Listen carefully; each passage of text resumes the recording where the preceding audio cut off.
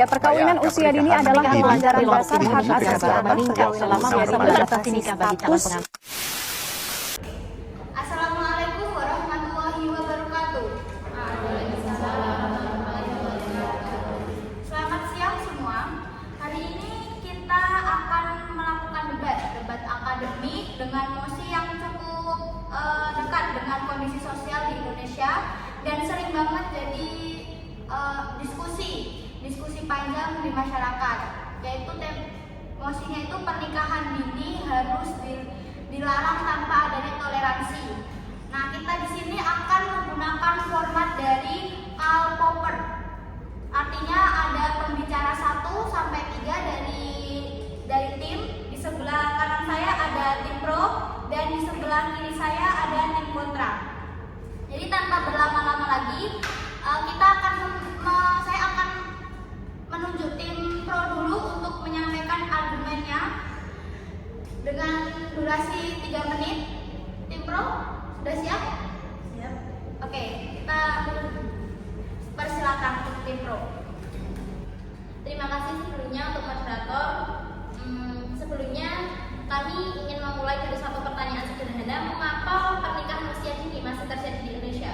Padahal resiko kesehatannya sudah jelas dan dampaknya sangat buruk. Jawabannya ada 2, karena yang pertama ada celah dari hukum yang memperbolehkan atau mentoleransi dan anggapan masyarakat bahwa pernikahan usia dini adalah suatu adat dan tidak mempertimbangkan masa depan anak tersebut.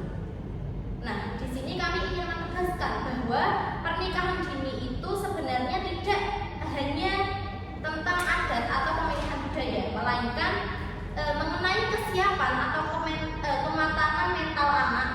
Reproduksi mereka di usia dini itu belum matang. Kemudian mengenai hak tumbuh dan belajar anak-anak mereka, juga mengenai masa depan ekonomi keluarga mereka nanti. Nah, menurut data dari UNICEF tahun 2023 menyatakan bahwa Indonesia ini menempati urutan ke-10 10 besar tentang persentase tertinggi pernikahan usia dini. Bahkan 1 dari 9 perempuan menikah di usia bawah 18 tahun. Dari sisi kesehatan, WHO 2023 juga menyatakan bahwa pernikahan di usia rentang 10 sampai 19 tahun dapat menimbulkan resiko 7 kali lipat kematian ibu usia muda. Nah, dari segi ini bisa kita lihat bahwa sebenarnya pernikahan di usia dini itu harus dilarang tanpa toleransi apapun. Dan cukup? Cukup. Waktunya masih ada, tidak ada yang ingin ditambahkan lagi? Cukup. Oke, cukup. Sekarang pihak kontra, apakah ada yang ingin disampaikan juga? Silakan. Oke, terima kasih moderator. Nah, pertama kami ingin meluruskan dulu bahwasanya tim kami tidak mendukung pernikahan dini. Tim kami sama-sama tahu bahwasanya pernikahan dini itu dilarang. Nah, yang kami permasalahkan yaitu rasa tanpa toleransi, yang dimana dalam kebijakan publik aturan yang terlalu keras itu justru menimbulkan banyak masalah seperti penyimpangan, praktik ilegal, ada kesulitan dalam administrasi dan hilangnya perlindungan hukum bagi anak. Nah, Indonesia adalah negara yang sangat beragam, sehingga ketika hukum yang terlalu kaku itu maka bisa berakibat buruk bagi warganya. Nah, jadi kami itu menolak mosi. Kami menolak mosi ini bukan karena kami setuju dengan pernikahan dini, akan tetapi karena kami itu menolak pendekatan yang terlalu ekstrim. Masih ada waktu nggak yang ingin ditambahkan lagi?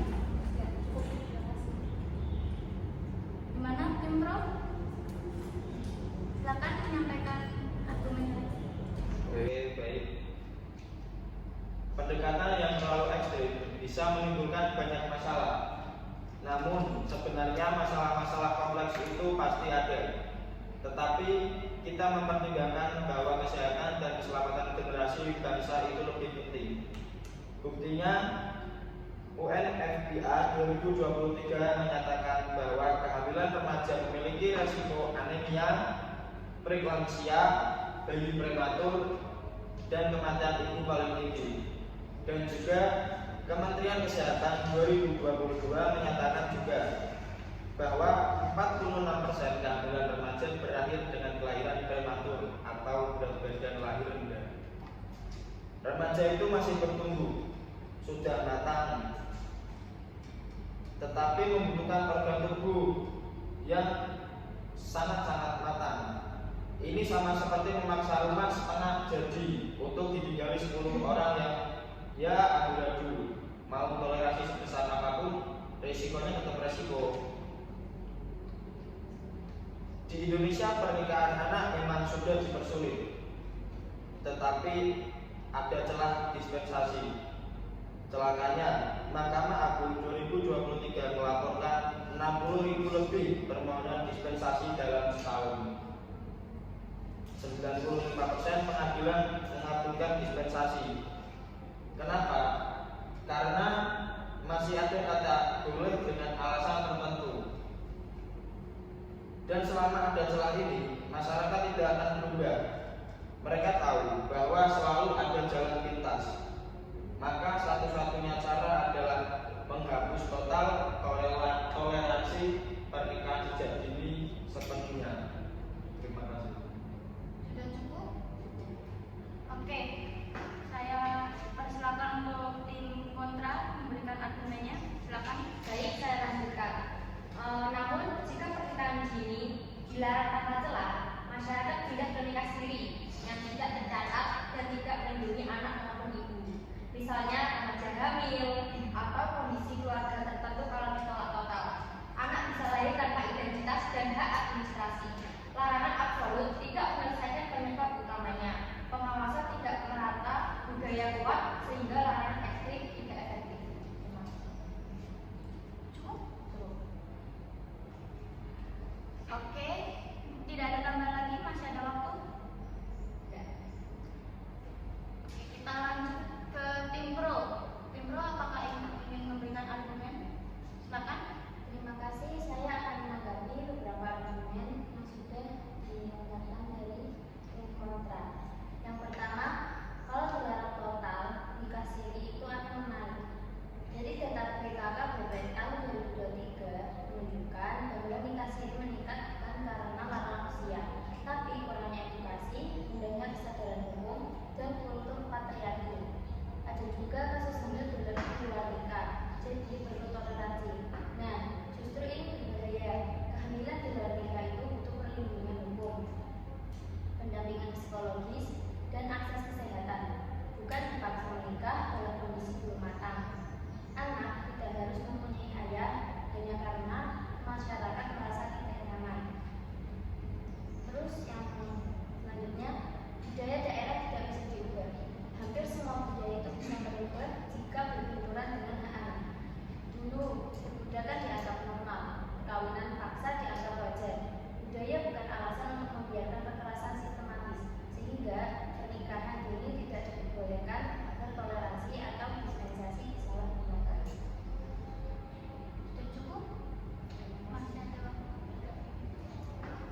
Oke, saya berikan waktu untuk tim kontra menyampaikan argumennya. Silakan. Terima kasih. Di sini saya akan menambah ada 3 poin. Yang pertama, larangan total melindungi anak. Faktanya larangan tersebut membuat kedua korban antara ibu dan anak praktek pindah ke ruang gelap tanpa adanya perlindungan hukum. Poin kedua, dispensasi disalahgunakan. Betul, tapi solusinya bukan dihapus total, melainkan diperketat, disertai asesmen psikologis dan kesehatan. Dan juga adanya pengawasan pengadilan. Menghapus celah bukan berarti menghapus fleksibilitas terhadap hukum. Dan poin terakhir, adanya budaya bukan alasan. Kami sepakat, tapi perubahan budaya itu proses, bukan larangan ekstrim yang langsung dipaksakan.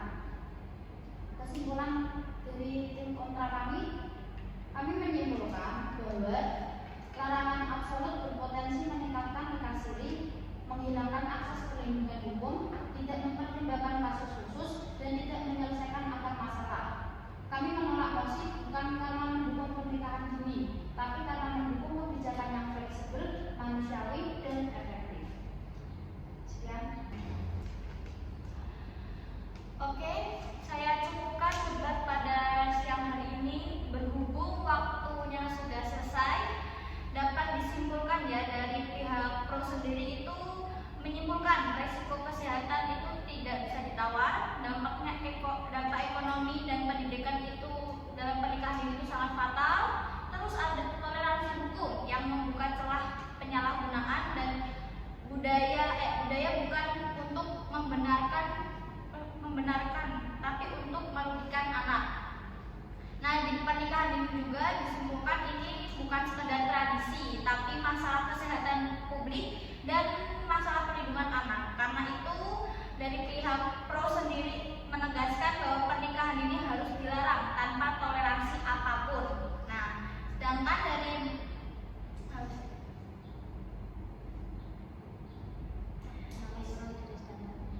sedangkan dari tim kontra sendiri itu menyimpulkan bahwa larangan absolut berpotensi untuk meningkatkan nikah siri, menghilangkan asas perlindungan hukum, tidak mempertimbangkan kasus khusus, dan tidak menyelesaikan akar masalah. Jadi tim kontra itu menolak mosi bukan karena untuk mendukung pernikahan dini, tapi karena mendukung kebijakan yang fleksibel, manusiawi, dan efektif. Oke, jadi di debat ini menunjukkan bahwa personal hukum, kesehatan, budaya, dan perlindungan anak memang membutuhkan diskusi mendalam. Dengan demikian, debat hari ini selesai. Terima kasih atas partisipasinya. Oke, dengan demikian debat